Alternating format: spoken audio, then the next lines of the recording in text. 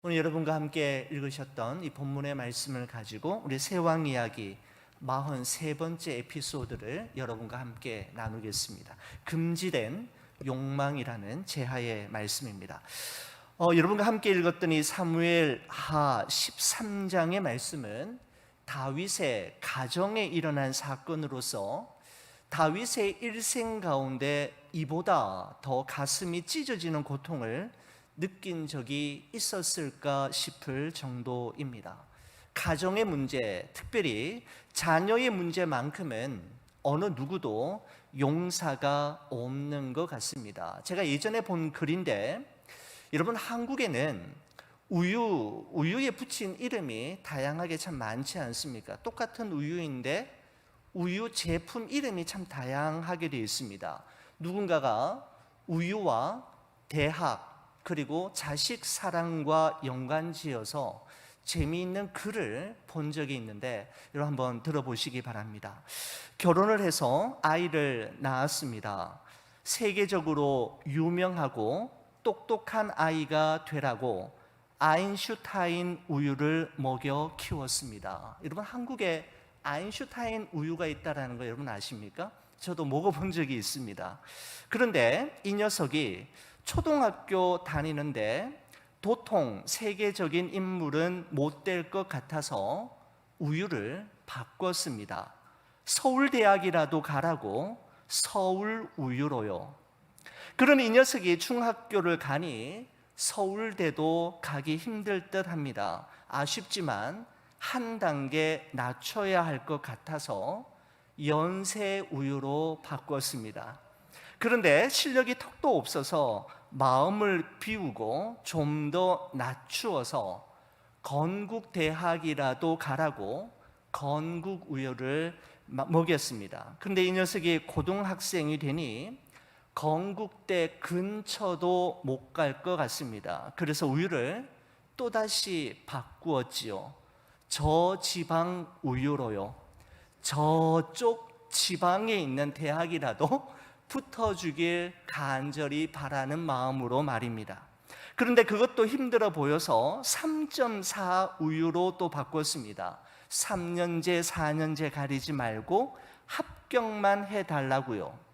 이 이야기를 친구에게 했더니 그 친구는 매일 우유를 마시게 한다고 합니다. 매일 학교라도 빠지지 말고 가라고요.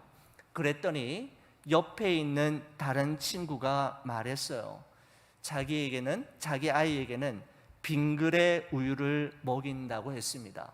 사고 치지 말고 날마다 빙그레 웃으면서 건강하고 밝게 살라고요 라고 하는 글을 예전에 어디에 읽어본 적이 있습니다. 여러분, 세상에 내 뜻대로 안 되는 일들이 정말 많이 있지만 가장 힘든 것은 역시 자식 문제인 것 같습니다. 오늘 여러분과 함께 읽은 이 사무엘하 13장의 말씀을 우리가 함께 나눠보겠지만, 여러분, 우리가 지금까지 살펴보았듯이 다윗은 지금까지 어떤 문제든지 어떤 사건이든지 척척 해결해낼 수 있을 만큼 정말 순발력 있는 왕이었고 똑똑하고 지혜로운 왕이었지만, 암논과 압살롬의 문제만큼은 속수무책으로 쩔쩔매는 듯한 모습을 우리가 이 사무엘하 13장을 통해서 볼 수가 있게 되는데, 이것은 압살롬과 암논이 자신의 몸으로 낳은 자식이기 때문이고 가정의 문제였기 때문이다라고 저는 생각합니다. 세상에서 가장 힘들고 견디기 힘든 문제는 내 가정에서 일어난 문제이고, 내 뜻대로 내 원대로 정말 안 되는 문제는 역시 내 자녀 문제입니다. 남의 가정의 문제는 참 쉬워 보이고 다른 가정은 아무 문제가 없어 보여도 조금만 마음을 열고 속사정을 나누어 보면 문제와 아픔, 기도 제목이 없는 가정은 아무것도 없는 것 같습니다. 여러분, 사무엘하 13장은 다윗의 가정에 일어났던 참 가슴 아픈 끔찍한 사건 사건을 기록하고 있는데, 오늘 이 사건에 연루된 사람들의 이름이 1절과 2절에 기록되면서 사무엘하가 시작되고 있습니다. 사무엘하 우리 13장 우리 1절 2절 말씀, 여러분 성경책 가지고 계시면 저와 함께 같이 한번 읽어보겠습니다. 같이 봅니다.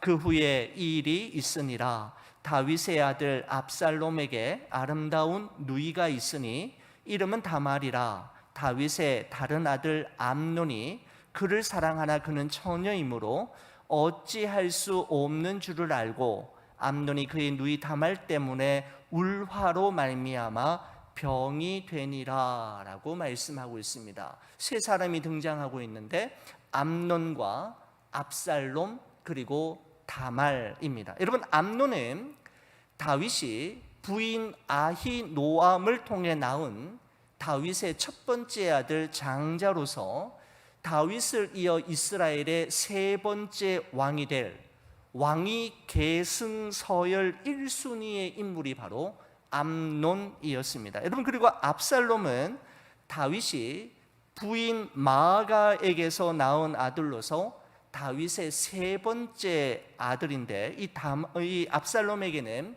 다말이라고 하는 아름다운 누이 동생이 있었습니다. 여러분, 그래서 암논과 다말은 이복 남매지간이었습니다. 여러분, 그런데 문제는 다윗의 첫째 아들인 암논이 이복 여동생인 다말의 아름다움에 반해서 그만 상사병에 걸린 것이죠. 오늘 본문에는, 우리 성경에는 울화가 났다라고, 울화가 날 지경이었다라고 표현하고 있는데 바로 상사병입니다. 그 사랑은 이루어질 수 없는 사랑이었기 때문입니다. 왜냐하면 하나님께서는 모세의 율법을 통해서 근친 간의 결혼을 금하셨기 때문입니다. 결코 이루어질 수 없는 운명적인 사랑으로 인해 암논이 상사병을 앓고 있을 때 그의 곁에 나타난 인물이 있었습니다. 3절 말씀입니다. 암논에게 요나답이라는 친구가 있으니 그는 다윗의 형 시므아의 아들이요 심히 간교한 자라라고 말씀하고 있습니다. 암논에게는 아주 친한 친구이자 사촌지간이었던 요나답이라고 하는 인물이 있는데, 성경은 특별히 요나답이라고 하는 인물에 대해서 소개하면서 다른 어떤 표현보다도 심히 간교한 자라라고 하는 표현을 덧붙이고 있는 것을 볼 수가 있습니다. 여러분, 이 간교하다라고 하는 이 단어가 성경에서 가장 먼저 사용된 곳이 있는데 창세기 3장 1절이었습니다. 그런데 보면 이렇습니다. 그런데 뱀은 여호와 하나님이 지으신 들짐승 중에 가장 간교하니라. 여기에서 간교하다라는 말이 처음으로 사용되었던 것이죠. 바로 에덴 동산에서 아담과 하와를 속여서 하나님의 말씀에 불순종하게 만들었던 그 뱀에게 붙여졌던 그 표현, 가장 간교했다라고 하는 이 표현이 다시 한번 구약 성경에서 요나답에게 붙여지고 있는데, 요나답은 심히 간교한 자라고 말씀하고 있는 것입니다. 여러분, 친구 요나답은 이 암논이 왜 이렇게 힘들어하고 있는지, 점점 더 살이 빠지고 끙끙 앓고 시름시름 앓고 있는지 그 이유를 알고는 그 친구에게 무서운 계략을 꾸며 전달하지요. 암논이 침상에 누워서 병든 채 하고 있다가 아버지 다윗이 병문안을 오게 되면 이복 누이 동생인 다말이 만든 떡, 과자를 만들어다가 자신에게 직접 먹여달라고 하는 요청을 하라는 것이었습니다. 그러면 첫째 아들 암논을 무척이나 아끼는 아버지 다윗이 병든 암논의 요청을 거절하지 못할 것이고, 다말 역시 아버지 다윗의 부탁을 거절할 수 없을 거라는 것입니다. 그래서 다말이 떡을 만들어서 방에 가지고 들어오면 그때 다말을 차지하라라는 것이 이 요나답의 계략이었습니다. 여러분, 친구 요나답은 겉으로는 암논의 문제를 잘 해결해 주는 것 같지만 실상은 이 암논을 더 큰 위험과 또 돌이킬 수 없는 큰 죄의 길, 결국은 죽음의 길로 내모는 악한 짓을 행한 것이었습니다. 여러분, 그렇습니다. 사람은 누구와 함께하며 무엇을 가까이 하느냐가 정말 중요합니다. 생선을 싸놓은 비닐에서 생선 비린내가 나기 마련이고, 커피 비늘 담은 봉지에서 향기로운 커피향이 나는 것처럼 사람 또한 누구와 함께 지내고 무엇을 날마다 가까이 하며 살아가느냐에 따라 나도 모르는 사이에 그 영향을 받게 되고 동화될 가능성이 높기 때문이죠. 여러분, 그래서 데살로니가전서 5장 22절에는 악은 그 모양이라도 버리라라고 말씀하고 있고, 디모데후서 2장 22절에서는 또한 너는 청년의 정욕을 피하고 주를 깨끗한 마음으로 부르는 자들과 함께, 피하고 함께 의와 믿음과 사랑과 화평을 따르라라고 말씀하고 있습니다. 피할 것이 있고 함께 해야 할 것이 있으며 따르고 추구해야 할 것이 나누어져 있음을 말씀하고 있는 것이죠. 성경은 버리고 피할 것을 버리고 피하면, 가까이 하고 따라야 할 것을 가까이 하고 따르면 그리스도인답게 살아갈 수 있노라고 우리에게 말씀하고 있는 것입니다. 사랑하는 우리 성도 여러분, 우리 자신과 우리 자녀들이 다윗의 영혼의 친구였던 요나단과 같은 친구 만날 수 있기를 기도하되, 암논의 친구인 요나답과 같은 친구는 만나지 않기를 위해 우리는 날마다 기도해야 합니다. 또한 우리 자신과 우리 자녀들이 요나단과 같은 사람이 되기를 위해 기도할 뿐만 아니라 요나답과 같은 친구가 되지는 않기를 위해 기도해야 하는 것이죠. 예수님을 깨끗한 마음으로 부르고 의와 믿음과 사랑과 화평을 따르는 경건하고 진실한 그리스도인으로 하루하루 살아가는 여러분과 제가 되기를 주의 이름으로 축원을 드립니다. 여러분, 한편 아무것도 모른 채 떡을 준비해서 암논의 방을 찾은 다말은 아주 큰 위기에 처하게 되죠.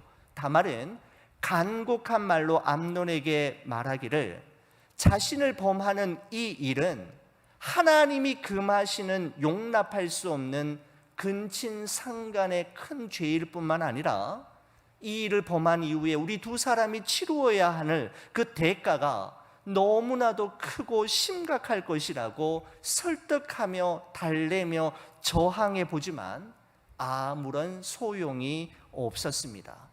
14절에서 17절의 말씀입니다. 암논이 그 말을 듣지 아니하고 다말보다 힘이 세므로 억지로 그와 동침하니라.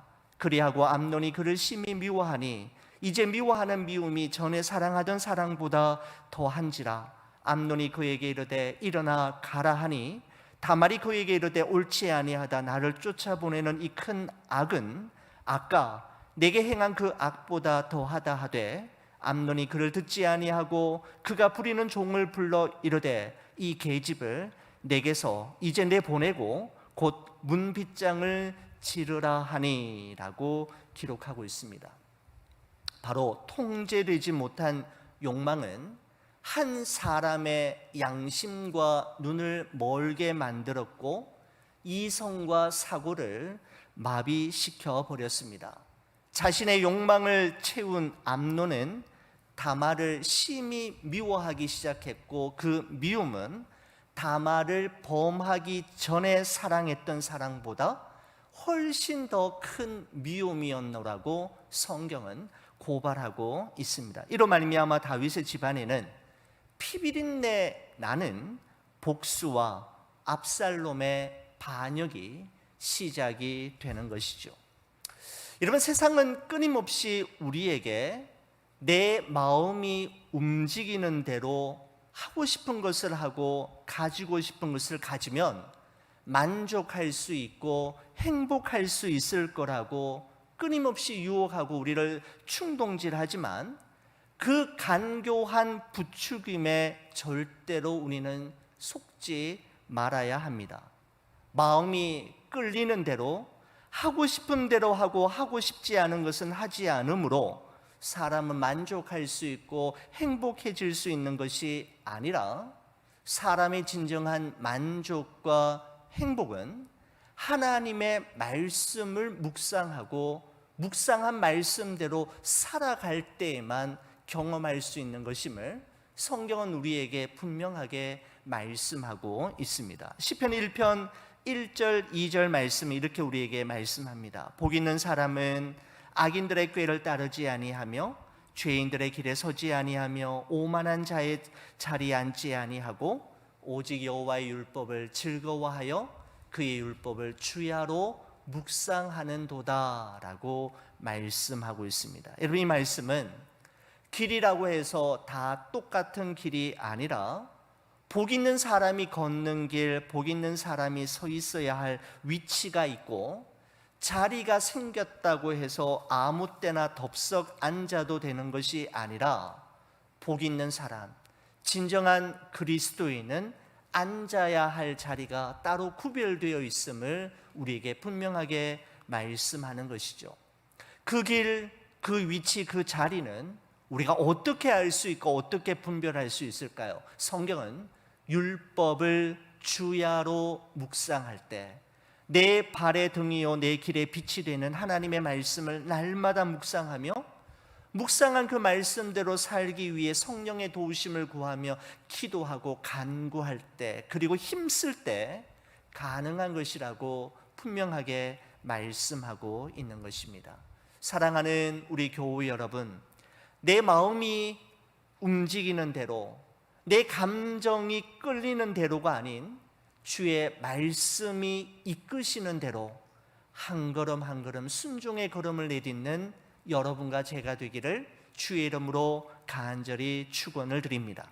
여러분, 한편 암논이 이복 여동생인 그 다말을 강간한 후에 어느덧 2년의 세월이 세월이 흐른 후에 있었던 사건을 성경 계속해서 이어가고 있습니다. 자, 본문에 23절 24절의 말씀을 보십시오. 이렇게 시작이 되죠. 만 2년 후에 에브라임 곁 바알하솔에서 양털 깎는 일이 있음에 압살롬이 왕의 모든 아들을 청하고 압살롬이 왕께 나아가 말하되 이제 종에게 양털 깎는 일이 있사오니 청하건대 왕은 신하들을 데리시고 당신의 종과 함께 가사이다 하니라고 말씀하고 있습니다. 참 의미 있는 표현이 하나 나오죠. 만 2년 후에라고 하는 이 짧은 표현 속에 참으로 많은 의미가 담겨져 있다라고 생각이 되었습니다.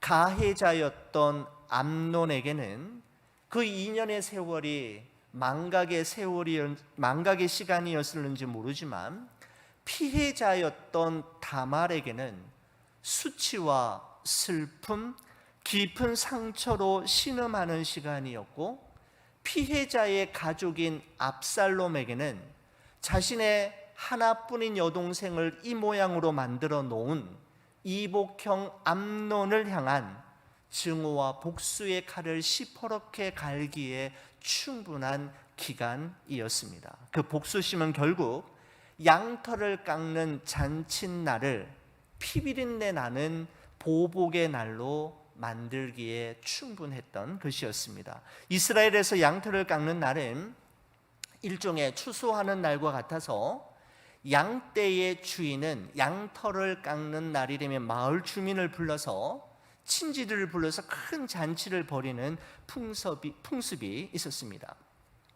압살롬은 치밀한 계획 가운데 양털 깎는 날을 D-Day로 정하고 큰 잔치를 준비했을 뿐만 아니라 먼저 아버지 다윗을 그곳에 초대합니다. 하지만 다윗은 압살롬에게 부담을 주고 싶지가 않아서 자기와 자기의 신하들은 그곳에 가지 않겠노라고, 너희들끼리 아주 재미있는 시간을 보내라고 자기는 참석할 것을 거절하죠. 그러자 이 압살롬이 그러면 아버지 다윗 대신에 첫째 형님인 암논을 그 자리에 아버지 대신에 보내줄 것을 간청합니다. 여러분, 하지만 다윗은 암논이 압살롬에게로 가는 것이 왠지 꺼림직했던 것이죠. 처음에는 거절하지만 압살롬이 계속해서 간절히 요청을 하자 다윗은 그러면 큰 형인 암논뿐만 아니라 나머지 다른 왕자들 역시 압살롬이 준비한 그 잔치에 보내게 되는 것입니다. 흥겨운 잔치가 무르익어 갈 무렵이었습니다. 압살롬은 자기 신하들에게 술에 잔뜩 취해 있는 암논을 죽이라고 살인 교사를 합니다. 순식간에 벌어진 존속 살인 사건은 축제의 기쁨으로 충만했던 그 연회장을 아비규환의 현장으로 바꾸기에 충분했습니다. 자, 여러분 한번 보십시오. 본의 아니게 딸이었던 다말을 근친 상간의 현장으로 보내었던 다윗이 이번에는 본의 아니게 큰 아들 암논을 사지로 보냄으로써 한 가정에 일어난 강간 사건과 살인 사건에 아버지 다윗이 자신의 의도와 상관없이 연루되어지는 것을 볼 수가 있습니다. 여기에는 아주 큰 의미가 있는데, 여러분 마지막 부분에 다시 한번 살펴보도록 하겠습니다. 여러분, 이 엄청난 사건 이후에 다윗과 압살롬의 모습을 37절, 38절이 다음과 같이 기록하고 있습니다. 우리 37절, 38절 여러분과 함께 같이 한번 읽어보겠습니다. 그 일 후에 일어난 사건입니다. 압살롬은 도망하여 그술왕 암미훌의 아들 달메에게로 갔고 다윗은 날마다 그의 아들로 말미암아 슬퍼하니라.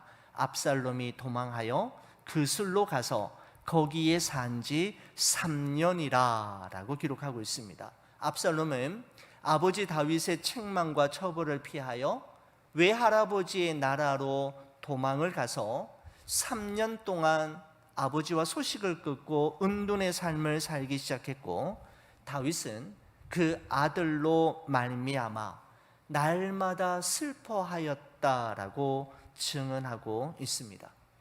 다윗의 가정에 일어난 이 강간 사건과 살인 사건은 다윗의 두 눈에 눈물이 마를 날이 없도록 만들었던 것이죠. 여러분, 이 모든 일들의 사건은, 바로 사건의 시작은 다윗이 충신 우리아를 죽이고 우리아의 아내였던 밧세바를 범함으로 발생한 것이었습니다. 하나님은 다윗의 죄를 분명히 용서해 주셨습니다. 여러분, 그런데 용서하는 것과 죄를 없던 것으로 하는 것은 다릅니다. 하나님께서는 다윗의 죄는 용서하셨지만 그로 말미암아 죄의 대가를 지불하게 하심으로 죄가 얼마나 무서운지를 그로 하여금 절감하게 깨닫게 만들었던 것이죠. 여러분, 다윗이 죄를 지었을 때 하나님의 군대를 모욕하는 적장 골리앗을 향해 달려가던 소년 다윗의 용맹스러운 모습은 모두 다 사라지고 말았습니다. 자신을 그렇게나 미워하고 괴롭혔던 사울 왕을 죽일 수 있는 천지일우의 기회가 2번이나 주어졌음에도 불구하고 하나님의 기름 부음 받은 자를 내 손으로 치지 않겠다며 칼을 거두고 손을 뺐던 청년 다윗의 신실함과 의연함도 죄로 말미암아 순식간에 사라지고 말았습니다. 하나님의 법궤가 예루살렘 안으로 들어올 때 너무너무 좋아서 자신의 바지가 벗어지는 줄도 모르고 덩실덩실 춤을 추었던 그 다윗의 순수함도 사라져버렸고, 자신은 백향목 궁에 살지만 하나님의 법궤는 초라한 성막 텐트 안에 있는 것이 너무 죄송하다며 하나님을 위해 아름다운 성전을 만들겠다라고 하는 하나님을 사랑하는 그 마음과 중심도 죄가 들어오는 순간 다윗에게서는 더 이상 찾아볼 수가 없게 되었습니다. 죄는 이 모든 것을 한순간에 다윗으로부터 빼앗아가 버렸습니다. 죄는 덮으면 덮어지고 감추면 감추어지고 세월이 지나면 아무것도 없었던 일로 자연스럽게 해결되는 것이 아니라 하나님 앞에 철저하게 회개하고 자신의 죄를 인정하며 자복할 때 하나님의 용서하심과 다시 시작하게 하심을 경험할 수가 있게 되는 것이죠.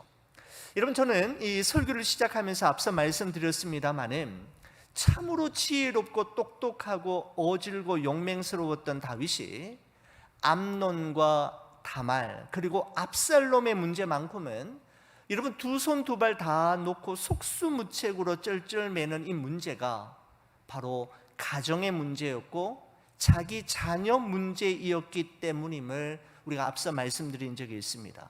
그렇습니다. 세상에서 가장 힘들고 해결하기 힘든 문제는 내 가정의 문제이고 내 자녀에게 일어난 문제입니다. 여러분, 또한 다윗이 이 사건을 보다 적극적으로 대처하지 않은 이유가 무엇이었을까요? 어쩌면 암논의 간강과 압살롬의 살인이 다윗 자신이 그토록 잊고 싶었던 밧세바를 범한 사건과 다윗 자신이 그토록 지워버리고 싶었던 우리야 살인 사건과 너무나 닮았다고 생각했기 때문은 아니었을까요? 자기가 한 짓을 아들이 답섭한 것이었기에 아버지 다윗은 아무런 할 말도 없었던 것입니다. 그렇습니다. 죄는 반복될 가능성이 많습니다. 유전적으로 반복된다는 것이 아니라 영적으로 학습될 가능성이 많다는 것이죠. 저는 오늘 본문의 말씀을 준비하고 또 말씀을 마무리하면서 정말 안타까웠던 것은 다윗이 이토록 고통스러워하고 아파하고 힘들어함에도 불구하고 다윗이 하나님께 기도했다라고 하는 흔적을 1절에서 39절 이렇게 긴 구절 속에 그 그림자조차 흔적조차 발견할 수 없었다라는 점이 이 사무엘하 13장을 준비하는 저에게는 또 하나의 큰 고통이요 아픔이었습니다. 왜 다윗은 이토록 힘들었는데 하나님께 기도하지 않았던 걸까요? 다윗이 심히 분노하고 날마다 슬퍼하며 통곡했다라는 말씀은 있는데 다윗이 하나님께 기도했다라고 하는 흔적과 그림자는 어느 구절에서도 찾아볼 수 없다라는 점이 사무엘하 13장이 우리에게 주는 또 하나의 중요한 메시지요 교훈이라고 생각이 됩니다. 솔로몬 왕은 시편 127편 1절에 이렇게 고백합니다. 여호와께서 집을 세우지 아니하시면 세우는 자의 수고가 헛되며 여호와께서 성을 지키지 아니하시면 파수꾼의 깨어 있음이 허사로다. 그렇습니다. 하나님이 생략된 삶, 하나님이 개입하시지 않는 삶, 하나님의 세워주심과 하나님의 지켜주심이 없이는 결단코 불가능한 삶을 살아가는 이들이 바로 우리 그리스도인들입니다. 그러므로 우리는 하나님의 때를 따라 돕는 그 도우심을 구하며 기도해야 하는 것이죠. 힘들수록 어려울수록 분노하고 쩔쩔매고 어찌할 수 있는 도리가 없음을 깨닫게 될수록 우리는 기도해야 하는 것입니다. 기도하면 하나님의 개입하심과 하나님의 세워주심과 지켜주심을 목도하게 될 것이고 잃어버린 하나님의 영광을 다시 경험하게 될 것입니다. 바로 사무엘하 13장이 오늘 여러분과 저에게 주시는 가장 큰 메시지입니다. 기도하시겠습니다.